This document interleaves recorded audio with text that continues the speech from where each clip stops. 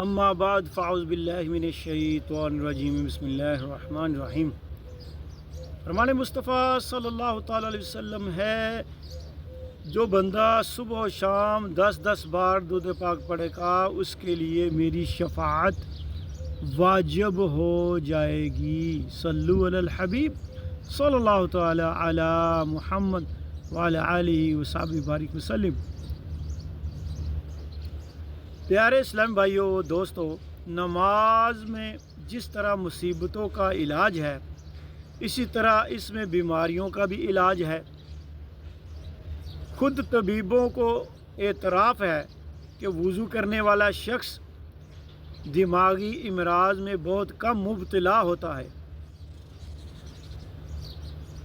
نماز پڑھنے سے اس کی بہت ساری برکتیں ملتی ہیں، جیسا کہ نمازی جنون یعنی پاگل پن اور تلی کی بیماریوں سے اکثر محفوظ رہتا ہے۔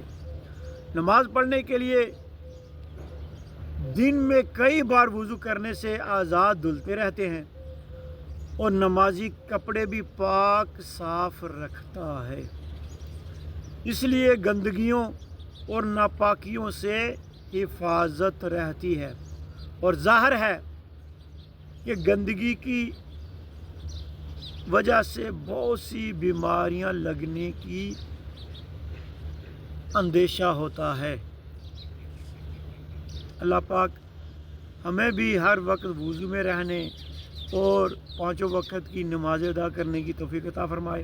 حضرت سیدنا ابو ہریرہ رضی اللہ تعالیٰ عنہ بیان فرماتے ہیں کہ ایک بار میں نماز پڑھ کر سرکار مدینہ صلی اللہ علیہ وسلم کے پاس بیٹھ گیا۔ آپ صلی اللہ علیہ وسلم نے فرمایا، کیا تجھے پیٹ میں درد ہے؟ میں نے عرض کی جی ہاں۔ فرمایا، اٹھو نماز پڑھو کہ نماز میں شفا ہے۔ سبحان اللہ، صلو علی الحبیب صلی اللہ تعالی علی محمد۔